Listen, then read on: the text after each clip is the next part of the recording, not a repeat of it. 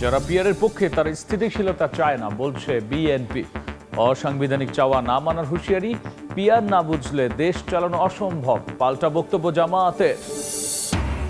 ছাত্র জনতাকে জঙ্গি ট্যাগ দিয়ে ইনুর বিরুদ্ধে উস্কানিমূলক বক্তব্যের অভিযোগ। কুষ্টিয়ায় ৭ জন হত্যায় জাসদ সভাপতির বিরুদ্ধে ৮ অভিযোগ আমলে নিলেন ট্রাইব্যুনাল। চাকসুর প্রার্থী তালিকা প্রকাশের পর প্রচারণা শুরু, চট্টগ্রাম বিশ্ববিদ্যালয়ে উৎসবের আমেজ। প্রশাসনের আশ্বাসে রাবিতে ৭ জন স্থগিত করল শিক্ষক ফোরাম। আগুন নেভাতে গিয়ে প্রাণ দেয়া ফায়ার ফাইটার নুরুল হুদাকে ময়মনসিংহে গ্রামের বাড়িতে দাফন। গার্ড অব অনার ফায়ার সার্ভিসের শোকস্তব্ধ স্বজন ও এলাকাবাসী। এবং ৯ মাস পর ১ নভেম্বর থেকে পর্যটকদের জন্য খুলছে সেন্ট মার্টিনের দুয়ার। আপাতত থাকা যাবে না রাতে, জানুয়ারি ফেব্রুয়ারিতে শিথিল থাকবে বিধিনিষেধ।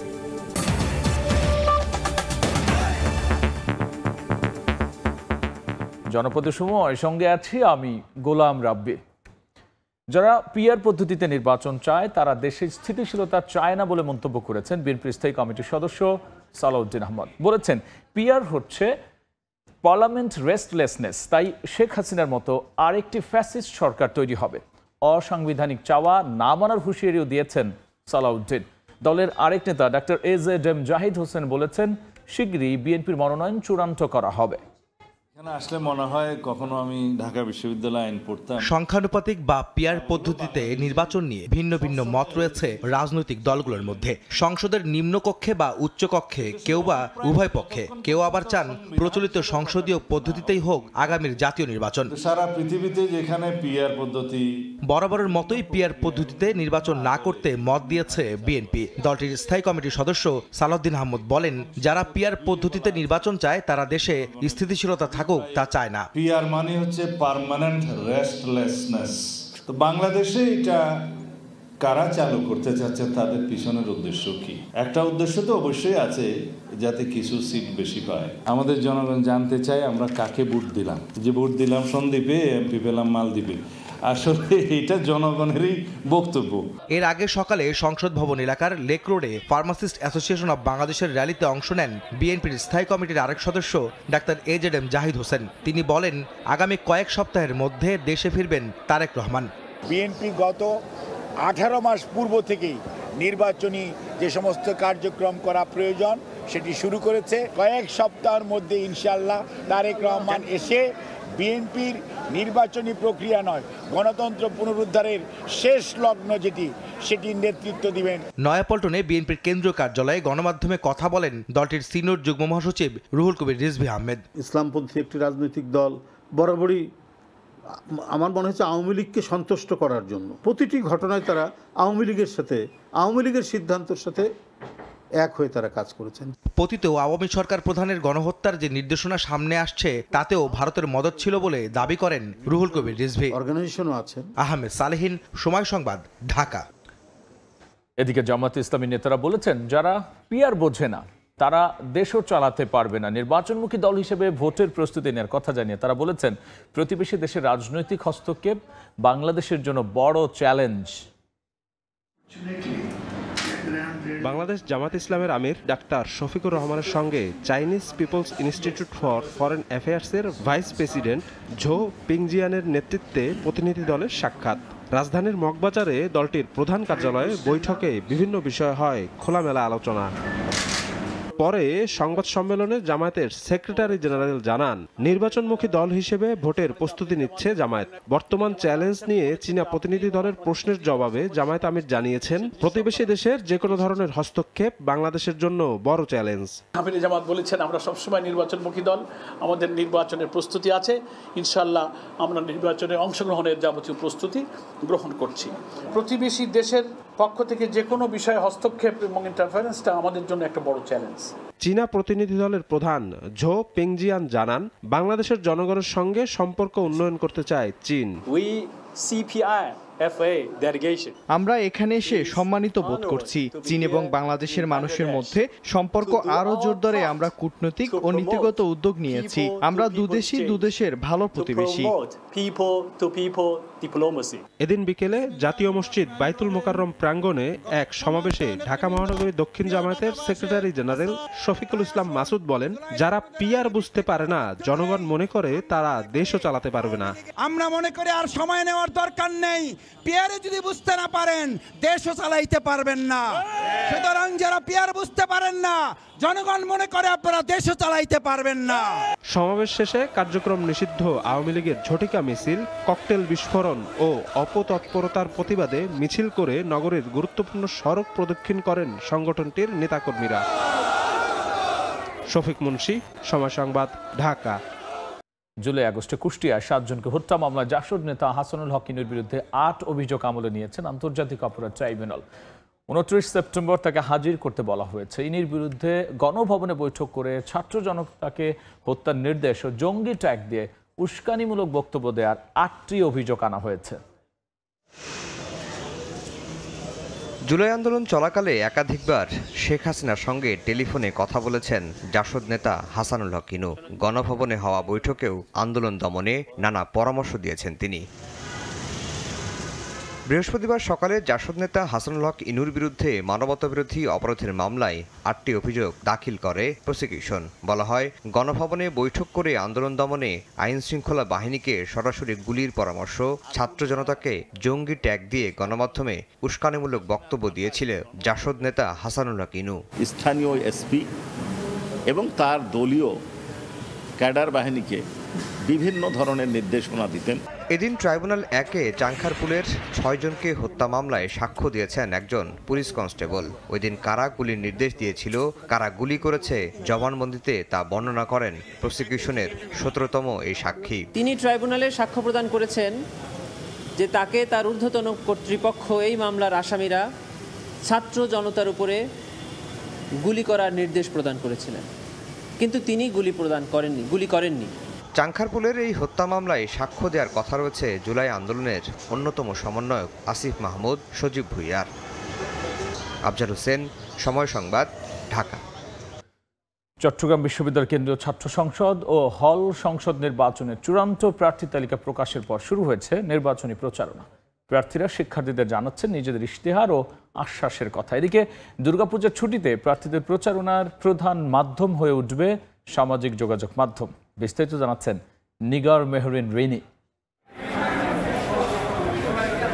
৩৬ বছর পর চট্টগ্রাম বিশ্ববিদ্যালয়ে চাকসু নির্বাচনের আমেজ। চূড়ান্ত প্রার্থী তালিকা প্রকাশের পর প্রার্থীরা ছুটছেন শিক্ষার্থীদের দ্বারে দ্বারে। ঝুপড়ি, অনুষদ, স্টেশন সব জায়গাতেই পদচারণা প্রার্থীদের। ভোটারদের শোনাচ্ছেন আশার বাণী, চেয়ে নিচ্ছেন মূল্যবান ভোট। বৃহস্পতিবার প্রচারণা কিছুটা জমে উঠলেও শুক্রবার থেকে শুরু হবে দুর্গাপূজার ছুটি। এরই মধ্যে ক্যাম্পাস ছেড়েছেন অনেক শিক্ষার্থী, তাই স্থবির হয়ে পড়ার সম্ভাবনা রয়েছে প্রচারণা কার্যক্রম। তবে প্রার্থীরা বলছেন বন্ধে সামাজিক যোগাযোগ মাধ্যমই হয়ে উঠবে তাদের প্রচারণার প্রধান হাতিয়ার। আমাদের কাছে যে হাতিয়ারটা আছে সেটা ফেসবুক বা মাল্টিমিডিয়া, এটাকে পুঁজি করেও অনেক সময় আমরা ভালো রকমের একটা ফাইট দিতে পারি। সকল শিক্ষার্থীদের কাছে পৌঁছানোর জন্য একমাত্র মাধ্যম হচ্ছে সোশ্যাল মিডিয়া। তো আমরা অফলাইন এবং অনলাইন দুই মাধ্যমে কাজ করতেছি। সবাই তো চলে যাচ্ছে না, কিছু কিছু আছে, সেই জায়গা থেকে হলগুলোতে যারা থাকবে সবাইকে রিচ করব। ভোটারদের কাছে পৌঁছানোর জন্য প্রার্থীরা তথ্যবহুল ভিডিওর পাশাপাশি তৈরি করছেন বিভিন্ন কন্টেন্ট।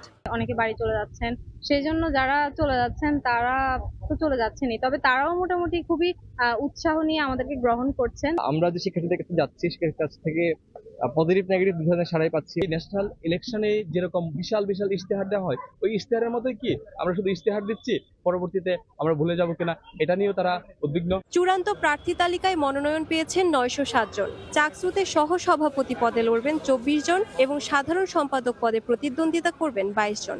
আগামী 15ই অক্টোবর অনুষ্ঠিত হবে বহুল প্রত্যাশিত চাকসু ও হল সংসদ নির্বাচন।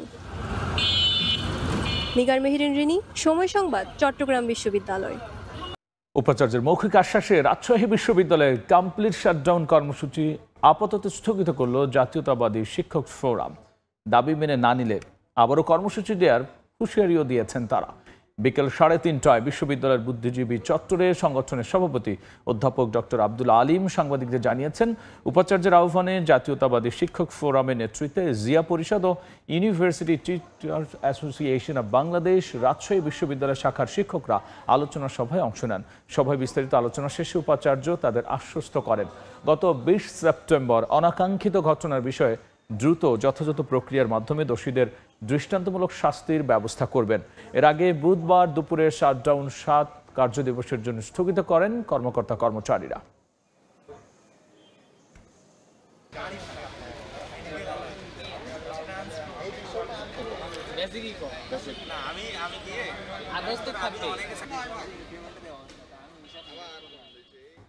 আগুন নেভাতে গিয়ে প্রাণ দেয়া ফায়ার ফাইটার নুরুল হুদা ময়মনসিংহের গফরগাঁওয়ে চিরনিদ্রায় শায়িত। দ্বিতীয় জানাজা শেষে দেওয়া হয় গার্ড অব অনার। নিহতের পরিবারের দায়িত্ব নেওয়ার আশ্বাস ফায়ার সার্ভিস কর্মকর্তার। গার্ড অব অনার দিয়ে শেষ শ্রদ্ধা জানানো হলো দায়িত্ব পালনরত অবস্থায় প্রাণ দেয়া ফায়ার ফাইটার নুরুল হুদাকে। বৃহস্পতিবার সকালে ময়মনসিংহের গফরগাঁও উপজেলার ধামাইল গ্রামে ফায়ার ফাইটার নুরুল হুদাকে গার্ড অব অনার দেয় ফায়ার সার্ভিস। পরে জানাজা শেষে পারিবারিক কবরস্থানে দাফন করা হয় তাকে। শোকের ছায়া নেমে আসে পুরো এলাকায়। এর আগে বুধবার রাত 12টার দিকে নুরুলের মরদেহবাহী গাড়ি গ্রামের বাড়ি পৌঁছায়। এ সময় স্বজনদের আহাজারিতে ভারী হয়ে ওঠে পরিবেশ। একমাত্র উপার্জনক্ষম ব্যক্তিকে হারিয়ে দিশেহারা পরিবার। 2 ছেলে মেয়ে এবং অনাগত সন্তানকে নিয়ে অনিশ্চয়তার মুখে নুরুল হুদার অন্তঃসত্ত্বা স্ত্রী। আমার 4টা সন্তান দেওয়ার মতো কেউ নেই। পরের দিন কইছে, মা তুমি আমার সন্তান 4টা দেখো। ছেলের লাশ আমি কান্দ লইতাছি। এদিকে নিহত পরিবারের দায়িত্ব রাষ্ট্র নেবে বলে আশ্বাস দিয়েছেন ফায়ার সার্ভিস কর্মকর্তা। নুরুল হুদার স্ত্রী হিসেবে যে মর্যাদায় আসীন ছিল, যে টাকা পয়সা পেত, এর চেয়ে বেশি আগামী দিন সে চাকরি না করে গড়েতে সন্তানদের পরিচর্যা করার জন্য তার চেয়ে বেশি সে পাবে। আগে ছিল তার দায়িত্ব একটি পরিবারের, এখন রাষ্ট্র হচ্ছে তার পরিবারের দায়িত্ব নিয়েছে। গত 22 সেপ্টেম্বর গাজীপুরের টঙ্গীতে কেমিক্যাল গোডাউনে আগুন নেভাতে গিয়ে বিস্ফোরণে দগ্ধ হন ফায়ার ফাইটার নুরুল হুদা।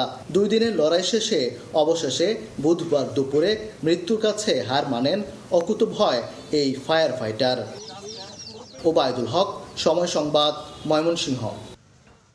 যশোরের অভয়নগরে মাছের ঘেরের পাশে এক ব্যক্তির রক্তাক্ত মরদেহ পাওয়া গেছে। মাছ চোর সন্দেহে স্থানীয়দের হামলায় তিনি নিহত হন বলে ধারণা পুলিশের। এই ঘটনায় জিজ্ঞাসাবাদের জন্য 4 জনকে আটক করেছে পুলিশ।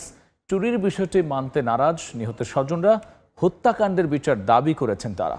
যশোর থেকে আবুল কালাম আজাদের ছবি ও জুয়েল মৃধার পাঠানো তথ্য নিয়ে রিপোর্ট। বৃহস্পতিবার সকালে যশোরের অভয়নগর উপজেলার নলমারা এলাকার গোবিন্দ ও প্রদীপের মাছের ঘেরের পাশে পড়েছিল নসিব তালুকদারের রক্তাক্ত মরদেহ। স্থানীয়দের খবরে ঘটনাস্থলে যায় পুলিশ। নিহতের কাঁধে ও বুকে একাধিক ধারালো অস্ত্রের আঘাতের চিহ্ন পাওয়া গেছে। পুলিশ জানায় নসিব তালুকদার ঘেরে মাছ চুরি করতে যান বলে প্রাথমিক তদন্তে জানা গেছে। পরে স্থানীয়দের ধারালো অস্ত্রের আঘাতে নিহত হন তিনি। তবে চুরির বিষয়টি মানতে নারাজ নিহতের পরিবার। হত্যার প্রকৃত রহস্য উদ্ঘাটন করে দোষীদের বিচারের দাবি তাদের। আমার স্বামীরে চোর করে মারেছে, আমি এই সমস্ত মাইনে নেব না। আমার স্বামী চুরি করিনি, আমার স্বামীরে ষড়যন্ত্র করে মারেছে। আমার আব্বুকে যারা মেরে ফেলেছে তাদের বিচার চাই। প্রাথমিক তদন্তের ভিত্তিতে জিজ্ঞাসাবাদের জন্য 4 জনকে হেফাজতে নিয়েছে পুলিশ। একই সঙ্গে হত্যার প্রকৃত রহস্য উদ্ঘাটনে কাজ চলছে। পূর্বের বিভিন্ন কর্মকাণ্ড এগুলো বিবেচনা করে মাছ চুরিকে কেন্দ্র করে কি তাকে হত্যা করা হয়েছে, না তার সাথে অন্য কোনো শত্রুতা ছিল কিনা বা অন্য কোনো গোষ্ঠী তাকে শত্রুতামূলকভাবে হত্যা করলো, এই বিষয়গুলো আমরা খতিয়ে দেখছি। নিহত নসিব তালুকদার বাগেরহাটের চিতলমারি এলাকার বাসিন্দা। তিনি পরিবার নিয়ে অভয়নগর উপজেলার গোপীনাথপুর গ্রামে বসবাস করতেন। সময় সংবাদ, যশোর। দেখছেন জনপদের সময়। 9 মাস বন্ধ থাকার পর আগামী 1 নভেম্বর থেকে পর্যটকদের জন্য খুলে দেওয়া হচ্ছে প্রবাল দ্বীপ সেন্ট মার্টিন। প্রথম 2 মাস দিনের বেলা সেখানে যাওয়ার সুযোগ মিলবে, আর জানুয়ারি এবং ফেব্রুয়ারিতে রাতে অবস্থান করতে পারবেন পর্যটকরা। বিকেলে সচিবালয়ে বেসামরিক বিমান পরিবহন ও পর্যটন উপদেষ্টা শেখ বশির উদ্দিন একথা জানিয়েছেন। এদিকে বিদেশি নির্মাণ কোম্পানি এখনও হস্তান্তর না করায় শাহজালাল বিমানবন্দরের 3rd টার্মিনাল কবে খুলে দেওয়া হবে এ ব্যাপারে সুনির্দিষ্ট তারিখ নির্ধারণ হয়নি বলে জানিয়েছেন তিনি। বাংলাদেশের একমাত্র প্রবাল দ্বীপ সেন্ট মার্টিনের পরিবেশ ও জীববৈচিত্র্য রক্ষায় গত 1 ফেব্রুয়ারি থেকে পর্যটকদের যাতায়াত বন্ধ রাখে অন্তর্বর্তী সরকার। এ নিয়ে নানা মহলে চলে আলোচনা সমালোচনা। অবশেষে পর্যটকদের জন্য সেন্ট মার্টিন খুলে দেওয়ার ঘোষণা দিলেন বেসামরিক বিমান পরিবহন ও পর্যটন উপদেষ্টা শেখ বশির উদ্দিন। বিশ্ব পর্যটন দিবস উদযাপন উপলক্ষে বৃহস্পতিবার সচিবালয়ে সংবাদ সম্মেলনে উপদেষ্টা বলেন, সেন্ট মার্টিন ভ্রমণ নিয়ন্ত্রণে একটি সফটওয়্যার তৈরি করা হয়েছে। নভেম্বর থেকে 4 মাসের জন্য সেন্ট মার্টিন খুলে দেওয়া হবে। তবে শুধু জানুয়ারি এবং ফেব্রুয়ারি মাসে সেখানে রাত যাপন করতে পারবেন পর্যটকরা। পারিবারিক উদ্দেশ্যে যে ভ্রমণগুলো করি সেগুলো নিরাপদ, সাশ্রয়ী এবং আনন্দময় করার প্রচেষ্টাই আমার লক্ষ্য। যে এটাকে রেগুলেট বা কন্ট্রোল করার জন্য আমরা একটা সফটওয়্যার তৈরি করেছি, যার সাথে পরিবহন ব্যবস্থাকে সংশ্লিষ্ট করে এটাকে নিয়ন্ত্রণ করা হবে। বাণিজ্যের উদ্দেশ্য কখনো আমার জীববৈচিত্র্য পরিবেশের ঊর্ধ্বে না। এদিকে বিমানবন্দরের 3rd টার্মিনাল খুলে দেওয়ার সার্বিক কার্যক্রম পর্যালোচনা হচ্ছে জানিয়ে উপদেষ্টা বলেন, বিদেশি নির্মাণ কোম্পানি এখনো হস্তান্তর না করায় এটি কবে খুলে দেওয়া সম্ভব হবে সেটি নিশ্চিত নয়। আমাদের যখন একজন অপারেটর সিলেকশন হবে, এর পরের ধাপটা হচ্ছে ওরাট, অপারেশন রেডিনেস টেস্ট। সেই অপারেশন রেডিনেস টেস্টের জন্য আমাদের বেশ কয়েক মাস সময় লাগবে। আমরা জিনিসটাকে রিভিউ করছি। এখানে 21,000 কোটি টাকা বিনিয়োগ হয়েছে। এটা যে শুধু আমাদের যাত্রী পরিবহনের সেবার উন্নতিকরণ তাও না, এখানে আমাদের একটা অর্থনৈতিক স্বার্থও জড়িত। যত দ্রুত করা যায়। দুঃখজনকভাবে আপনারা যে সুনির্দিষ্ট একটি তারিখ চাচ্ছেন আমাদের কাছে, এটা আমাদের কাছে এই মুহূর্তে উপস্থিত নাই। পর্যটন এবং টেকসই রূপান্তর এই প্রতিপাদ্য নিয়ে আগামী শনিবার দেশে বিশ্ব পর্যটন দিবস পালনের লক্ষ্যে নানা আয়োজনের কথাও তুলে ধরেন পর্যটন উপদেষ্টা। এটাকে সম্পৃক্ত করার জন্য। প্রসূন আশিস, সময় সংবাদ, ঢাকা।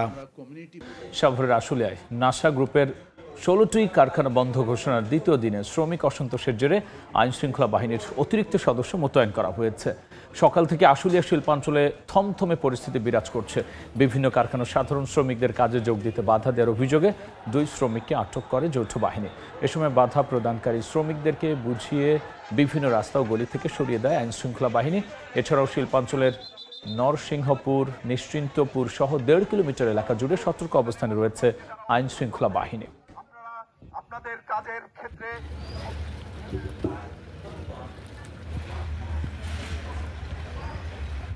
নেত্রকোনায় অটোরিকশা থেকে শতাধিক বোতল ভারতীয় মদসহ এক ব্যক্তিকে আটক করা হয়েছে। মাদকদ্রব্য নিয়ন্ত্রণ অধিদপ্তর জানায়, সকালে সদরের রায়দুম রৌহা এলাকায় নম্বরবিহীন অটোরিকশাকে সন্দেহ হলে তল্লাশি চালানো হয়। একসময় অভিনব কায়দায় কাগজে মোড়ানো অবস্থায় 102 বোতল ভারতীয় মদ পাওয়া যায়, যার বাজার মূল্য আনুমানিক 4,46,000 টাকা। পরে আটক আবুল বাশারকে নেত্রকোনা মডেল থানায় হস্তান্তর করা হয়েছে।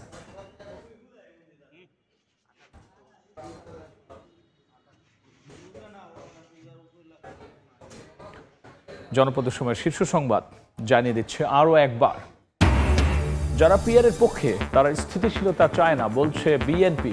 অসাংবিধানিক চাওয়া না মানার হুঁশিয়ারি। প্রতিবেশী দেশের হস্তক্ষেপকে চ্যালেঞ্জ হিসেবে দেখছে জামাত। ছাত্র জনতাকে জঙ্গি ট্যাগ দিয়ে ইনুর বিরুদ্ধে উস্কানিমূলক বক্তব্যের অভিযোগ। কুষ্টিয়ায় 7 জন হত্যায় জাসদ সভাপতির বিরুদ্ধে 8 অভিযোগ আমলে নিলেন ট্রাইব্যুনাল। এবং চাকসুর প্রার্থী তালিকা প্রকাশের পর প্রচারণা শুরু। চট্টগ্রাম বিশ্ববিদ্যালয় উৎসবের আমেজ। প্রশাসনের আশ্বাসে রাবিতে শাটডাউন স্থগিত করল শিক্ষক ফোরাম।